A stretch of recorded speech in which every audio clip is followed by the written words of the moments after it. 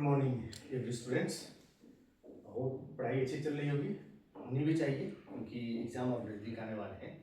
ठीक है, आज हम फिर से आपका जो मेडिसिनल केमिस्ट्री फिफ्थ सेम का BP 501T उसमें जो सबसे पहला यूनिट है हिस्टामिन एंटी हिस्टामिनिक एजेंट, उसको हम स्टार्ट करेंगे आज।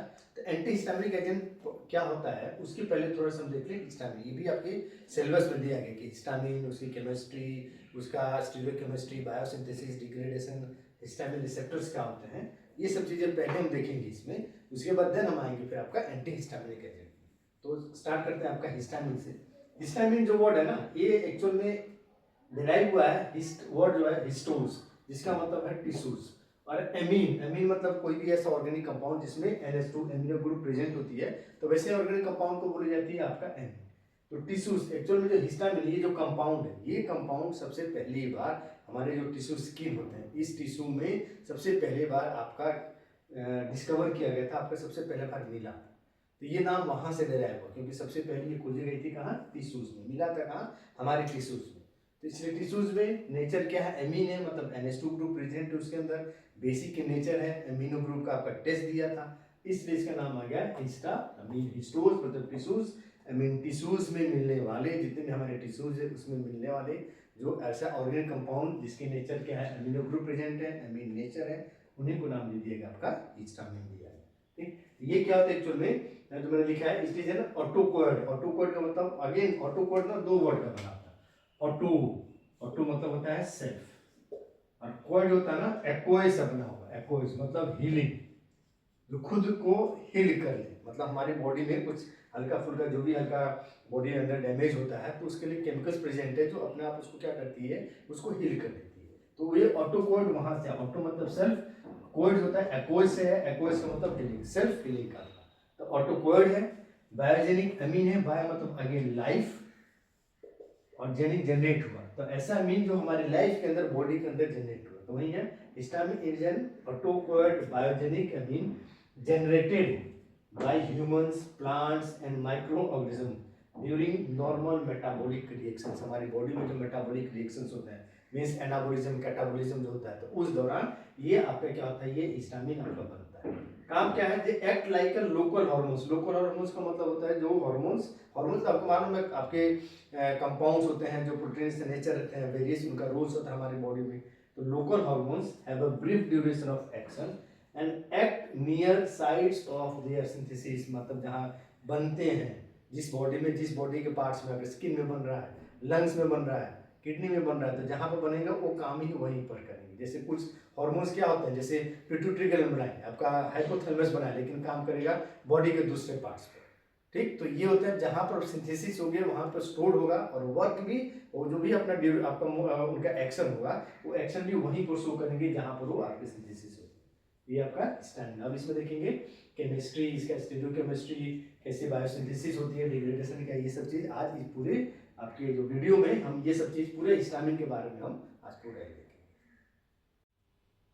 अब देखेंगे हम आपका केमिस्ट्री एंड स्टीरियोकेमिस्ट्री। ठीक है, तो केमिस्ट्री में क्या होता है, केमिस्ट्री किसी भी कंपाउंड का, मॉलिक्यूल का केमिस्ट्री अगर पूछता है तो उसमें सिर्फ आप इतना लिखिए कि कौन सा बेसिक न्यूक्लियस प्रेजेंट है और उस न्यूक्लियस के रिंग के किस किस पोजीशन पर कौन कौन से फंक्शन ग्रुप प्रेजेंट होता है, बस इतना लिखना होता है।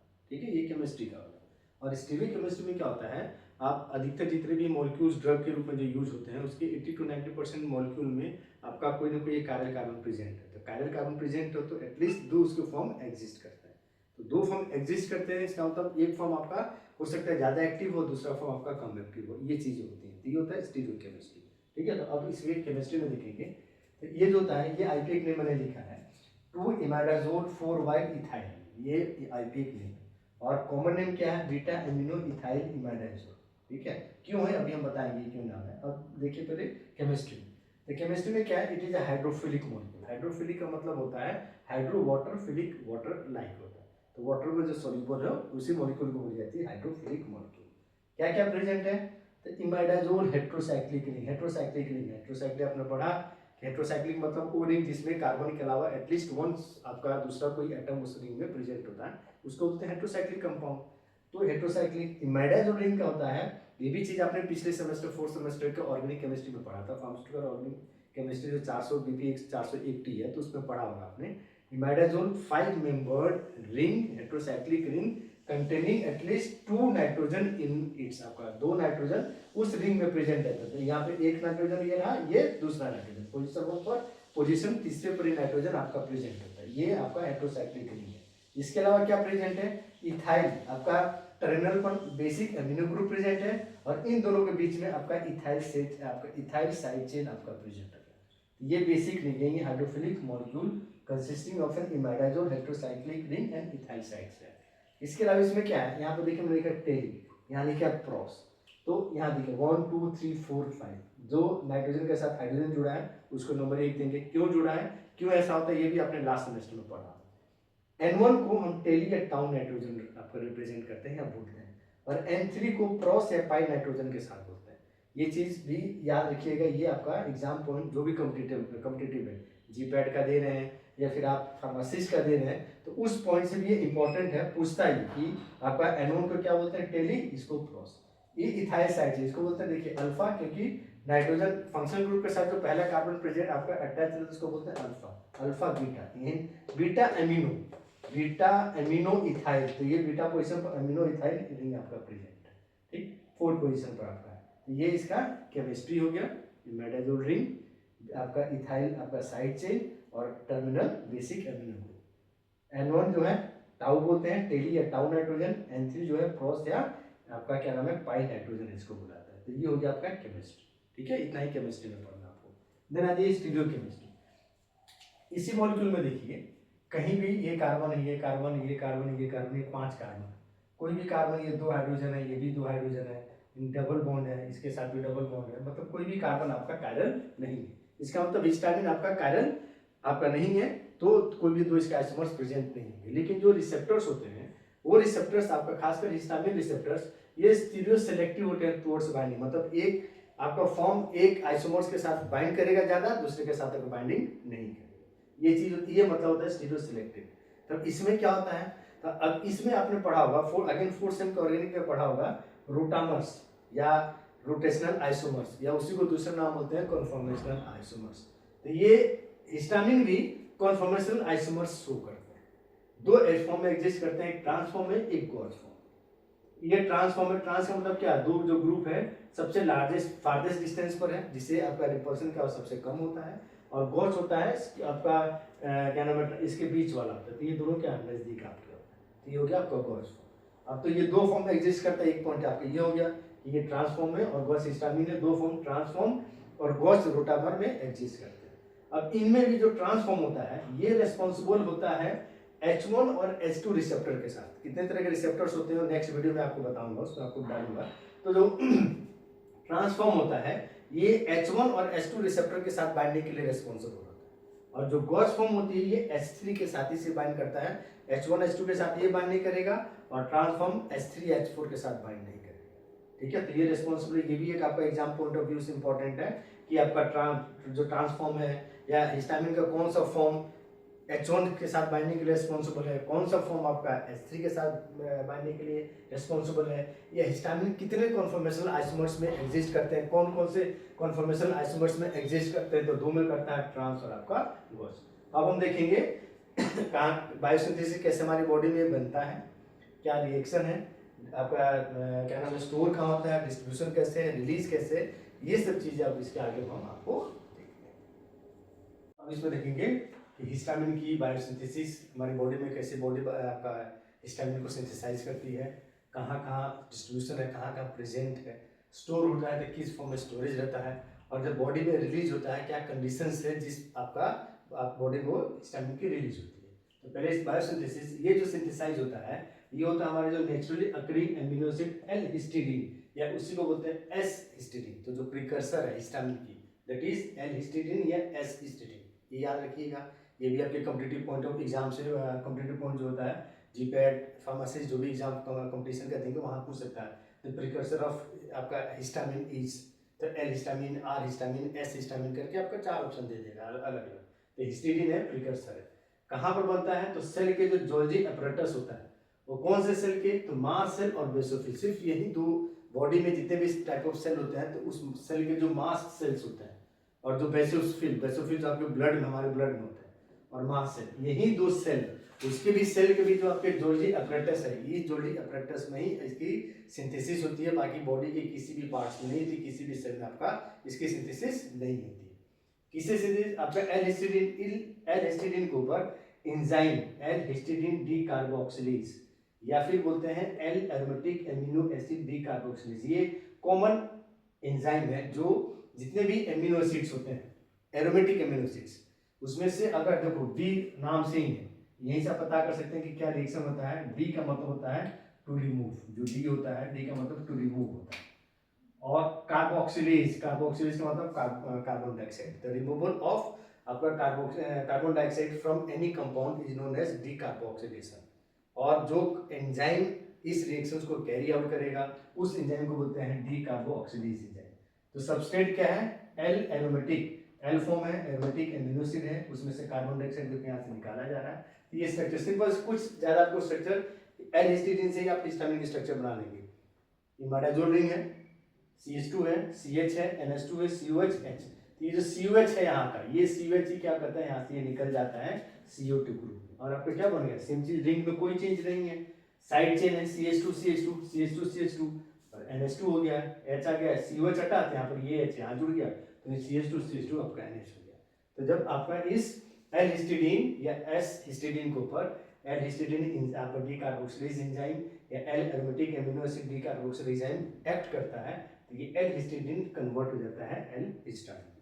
ठीक, कहीं कहीं एक चीज और याद, दो एंजाइम लिखे, लेकिन इस जो एंजाइम होती है एल हिस्टिडीन डी कार्बोक्सिलेज, इसकी स्पेसिफिसिटी ज्यादा है, मतलब ये ज्यादा आपका जो दोनों में जब कंपेयर करोगे कि कौन से ज्यादा एक्टिव रहेगा, कौन सा पहले काम करेगा, तो करेगा एल हिस्टिडीन डी कार्बोक्सिलेज। ये भी क्वेश्चन आपको हो सकता है। उसके अलावा यहाँ मैंने लिखा है पायरिडॉक्सिल फॉस्फेट, ये कोफैक्टर आपने पढ़ा एंजाइम में, कोफैक्टर्स वो आपके कोई भी मतलब विटामिन, आपके क्या नाम है, मेटल्स होते हैं जो एंजाइम की एक्टिविटी के लिए रिस्पॉन्सिबल है, उनके बिना ये एंजाइम आपका काम नहीं करेगा। तो इस एंजाइम का कोफैक्टर क्या है? Pyridoxal phosphate. ये भी आपका कंपटीशन पॉइंट ऑफ व्यू से इंपॉर्टेंट है, पूछ देगा आपके क्या नाम है जीपेट या जो भी आपका फार्मासिस्ट करे हुए जीबी एम्स का जो भी फार्मासिस्ट का एग्जाम है वहाँ लोगे तो पूछ देगा द कोफैक्टर, या कोई आपको cofactor for the enzyme L histidine decarboxylase, या पूछ देगा the cofactor for the conversion of L histidine to L histamine, या in the formation of L histamine. तो आपको क्या है? Pyridoxal phosphate. तो ये है बायोसिंथेसिस। हमारे बॉडी में कहाँ बनता है? मास्ट सेल और बेसोफिल, वो भी सेल के किस पोर्शन में? तो गोल्गी अपैरेटस में। प्रिकर्सर क्या है? L histidine. एंजाइम क्या है? एल हिस्टिडीन डी कार्बोक्सिलेज, ये से याद रखो, या L aromatic amino acid D carboxylase, और ये आपका क्या नाम है? कोफैक्टर है। ठीक, तो ये होगी बायोसिंथेसिस। डिस्ट्रीब्यूशन, ये हमारी बॉडी के, मैं सीधा लिखा है, found in almost all mammalian tissues but concentration is higher in skin and mucosal cells of bronchi, gastro tract, urinary tract and tissues adjacent to blood. पूरे बॉडी में मिलता है, ऐसा नहीं है कि सिर्फ एक आपका कंसंट्रेटेड है, पूरे बॉडी में मिलेगा, आपके हेड से लेके पैर तक सारे बॉडी ऑर्गन से सब जगह मिलेगा। लेकिन सबसे ज्यादा कहाँ मिलता है? तो स्किन, जो आपकी स्किन है वहां मिलेगा। उसके अलावा म्यूकोसल सेल, आप म्यूकोसल सेल होता है क्या? लाइनिंग होती है, जैसे ये है ना स्किन का, उसी तरह जो हमारे बॉडी ऑर्गन्स होते हैं, कोई भी बॉडी ऑर्गन्स ले लो, आप जीआईटी ही ले लो, तो जीआईटी में जो ऐसे रहता है आपका, जीआईटी के जैसे इसोफेगस है, आपका स्टोमक है, तो जो ये वाला बाहर लेयर होती है, तो ये जो लेयर होती है इसी को बोलते हैं म्यूकोसल लेयर। तो इसी लेयर में आपका जो में आपका मास सेल प्रेजेंट होता है, उसी मास सेल के अंदर। तो जीआईटी का, ब्रोंकाई जो आपका खांसी होता है, जो मतलब आपका रेस्पिरेटरी सिस्टम का है, ये जीआईटी का हो गया, यूरिनरी ट्रैक्ट हो गया, और tissues adjacent to the blood, यहाँ पर ये सबसे ज्यादा मिलते हैं। ये हो गया आपका डिस्ट्रीब्यूशन। देन स्टोरेज, अब कैसे स्टोर रहता है? अब देखो जो ये हिस्टामिन है ना, तो ये जो NH2 है, इस NH2 के ऊपर जब आपका सोल्यूशन में रहता है तो क्या करता है, एक हाइड्रोजन लेकर और ये कन्वर्ट हो जाता है NH3, तो पॉजिटिव में कन्वर्ट हो जाता है। तो ये जब स्टोर रहता है तो किसी नेगेटिव एलिमेंट के साथ, किसी नेगेटिव कंपाउंड के साथ ये बॉन्ड कॉम्प्लेक्स होकर तब करता है। तो वही चीज यहाँ पे लिखा है, stored as a protein complex in secretory granules of mast cell. Mast cell के गोल्गी अपैरेटस में बन गया, बनने के बाद फिर क्या जाता है, वहीं पर सेक्रेटरी ग्रैन्यूल्स सेल के अंदर ही होता है। ये सेल के जो पार्ट पड़े होंगे, सेल ऑर्गेन्स, तो वहां पड़े होते हैं, सेक्रेटरी ग्रैन्यूल्स में होता है। ठीक है, मास सेल के और बेसोफिल के, दोनों जगह बनता है, तो वहीं पर स्टोर रहता है। अब स्टोरेज जो रहती है, तो मास सेल में it is complexed with negatively charge heparin. ये चीज याद रखनी। देखो मैंने सब कुछ ब्लैक में लिखा, इसको हाईलाइट के ग्रीन ब्लू में, इसलिए कि ये सब चीजें कंपटीशन में पूछी जाती हैं कि आपका हिस्टामिन जो है मास्ट सेल में किसके साथ आपका कॉम्प्लेक्स रहता है, आपका बेसोफिल में किसके साथ कॉम्प्लेक्स रहता है। तो मास्ट सेल में हिपरिन के साथ, ये नेगेटिव है, और आपका बेसोफिलिक जो मतलब बेसोफिल्स में कॉन्ड्रोइटिन के साथ, ये भी नेगेटिवली चार्ज आपका मॉलिक्यूल होता है, ये भी हिपरिन नेगेटिव है। तो ये नेगेटिव, ये पॉजिटिव, न्यूट्रल हो गया, ये नेगेटिव, ये पॉजिटिव, न्यूट्रल हो गया। तो मास्ट सेल में हिपरिन के साथ कॉम्प्लेक्स रहता है और बेसोफिल में कॉन्ड्रोइटिन के साथ, ये भी इंपॉर्टेंट है, आपका पूछता है कंपटीशन एग्जाम में, यहाँ से क्वेश्चन आपको पूछ सकता है। देन उसके बाद ये हो गया आपका स्टोरेज, कैसे स्टोर रहता है, एंड आपका रिलीज, क्या कौन सी ऐसी बॉडी में चेंजेस हैं, क्या ऐसे एक्शंस हैं जिसके कारण इसकी रिलीज होती है। तो वेरियस जो आपके कंडीशन जो हिस्टामिन के रिलीज को कॉज करता है, टिश्यू इंजरी, आपका स्किन में कुछ इंजरी हो गया, एलर्जिक रिएक्शंस, एलर्जिक रिएक्शंस मतलब कोई भी बाहर के जैसे पोलन ग्रेन्स, कोई भी एलर्जेंस आपकी बॉडी के अंदर आपके स्किन के साथ इंटरेक्ट करे, आपके ब्रोंक जो रेस्पिरेटरी ट्रैक्ट जब सांस लेते हैं तो नॉस्ट्रिल के थ्रू ब्रोंकियाई में जाए, जीआईटी में माउथ के थ्रू जीआईटी में जाए, तो वो सब जब जाएगा तो वहाँ पर आपका क्या होगा, ये रिएक्शंस को आपका इनिशिएट करेगा और रिजल्ट करेगा हिस्टामिन की रिलीज। ये सब चीज़ें इनके साथ क्या होती है, हिस्टामिन के साथ साथ मास में सिर्फ हिस्टामिन रिलीज आपका स्टोर नहीं रहता है, prostaglandin, leukotrienes, platelet activating factors, kinase, ऐसे बहुत सारे आपके क्या नाम है जो ये सब जो बायोमोलिक्यूल्स से बायोजेनिक अमीन्स हैं हमारे बॉडी के स्टोर रहते हैं, हमारी बॉडी के नॉर्मल फंक्शनिंग के लिए जरूरी होता है। तो हिस्टामिन के साथ साथ ये सब भी रिलीज होती है, और ये जैसे रिलीज होती हैं तो ये आपका कॉज करते हैं इन्फ्लेमेशन। तो इसलिए जब आपकी दवा सर्दी जुकाम खांसी होती है, देखो एंटी हिस्टामिन आपका सिट्रिजिन दी जाती है, एंटी हिस्टामिन दी जाती है, क्यों? क्योंकि ये सब चीज़ें क्या करती है, रिलीज के साथ साथ इन्फ्लेमेशन को कॉज करती है। ये है biosynthesis, distribution, storage and release. ठीक, अब इसमें देखेंगे डिग्री आपका कैसे मेटाबॉलिज्म होता है और क्या इसके एक्शंस होते हैं। अब आपका देखेंगे हम लोग दो चीज, मेटाबॉलिज्म और पैथोलॉजिकल रूल्स क्या होते हैं। तो मेटाबॉलिज्म पहले जैसे आपका हिस्टामिन रिलीज हुआ, हिस्टामिन रिलीज होने के बाद अपना जो भी एक्टिविटी, अपना एक्टिविटी काम का जो भी वर्क है, वर्क करने के बाद उसकी मेटाबॉलिज्म होती है। तो मेटाबॉलिज्म आपने पढ़ा था, फोर्थ सेमेस्टर में पढ़ा होगा मेडिसिन केमिस्ट्री की, जो पहला बार आपका पढ़े होंगे फोर्थ सेमेस्टर में। तो मेटाबॉलिज्म का मेन आपका एम क्या होता है, क्या नीड है, क्यों मेटाबॉलिज्म की जाती है। तो आपने इसमें पढ़ा होगा कि जो भी ड्रग या जो भी सब्सटेंस हमारी बॉडी के अंदर इंटर करती है, तो इंटर करने के लिए एब्जॉर्प्शन, अच्छी एब्जॉर्प्शन के लिए वो लिपोफिलिक के नेचर होना चाहिए। लेकिन हमारी बॉडी से कोई भी चीज़ बाहर जाती है तो सबसे मेन रूट होता है यूरिन, क्या है, वाटर है उसमें। तो इसका मतलब क्या होना चाहिए, सबसे जो भी बाहर जाना चाहिए बॉडी से वो आपका क्या होना चाहिए, आपका हाइड्रोफिलिक होना चाहिए। तो मेटाबॉलिज्म का मेन आपका रीजन या मेन नीड या इंपॉर्टेंस रहती है कि लिपोफिलिक ड्रग या लिपोफिलिक सब्सटेंस को कन्वर्ट करना हाइड्रोफिलिक में, जिससे उसका एक्सक्रीशन फ्रॉम आवर बॉडी बहुत आसानी से होता है। ये ड्रग भी आपका हिस्टामिन आपका रिलीज हुआ, रिलीज होने का अपना वर्क किया, जो भी उसका फंक्शन जो भी करना था किया, करने के बाद फिर उसकी आपका मेटाबॉलिज्म होता है। तो मेटाबॉलिज्म दो तरीके से होती है, एक ऑक्सीडेशन होता है, carried out by the enzyme diamine oxidase, ये वाला जो पोर्शन है ये ऑक्सीडेशन है। तो एक ऑक्सीडेशन होता है, और ऑक्सीडेशन होने के बाद क्या होगा, NH2 निकलेगा और कन्वर्ट हो जाएगा इमाडाजोल एसिटिक एसिड में, एंड देन राइबोज इसके साथ जुड़ेगा और फिर बनेगा आपका इमाडाजोल एसिटिक एसिड, राइबोज और यूरिन के थ्रू आपके क्या होता है, आपका एक्सक्रीट आउट हो जाता है। एक मेथड आपका ये ऑक्सीडेशन। दूसरा है मिथाइलेशन, मतलब मिथाइल ग्रुप का जुड़ना, इसमें इसको बोलते हैं मिथाइलेशन। और इसमें एंजाइम एन मिथाइल ट्रांसफरेज जो एंजाइम है, ये क्या करता है, जो ये पहला जो नाइट्रोजन है, इस नाइट्रोजन पर आपको मिथाइल ग्रुप को जोड़ता है और कन्वर्ट करता है एन मिथाइल हिस्टामिन में। देन इस एंजाइम के ऊपर काम करता है MAOB, आपने पढ़ा होगा, mono amine oxidase type B enzyme होता है। तो ये आपका मोनो एमीन ऑक्सीडेज मतलब सिंगल एमीन में उसमें क्या था, ऑक्सीडेशन को कॉज करती थी, ये इसको हटाया और सीवेज ग्रुप यहाँ पर जुड़ गया और कन्वर्ट हो गया एन मिथाइल इमाडाजोल एसिटिक एसिड में। ये फिर आपको बॉडी से एक्सक्रीट होता है। तो यही दो आपके रूट होते हैं हिस्टामिन की मेटाबॉलिज्म के, भी इंपॉर्टेंट है, पूछ देगा आपको कभी, मेटाबॉलिज्म से 2 नंबर में पूछ देता है, write the metabolism of histamine.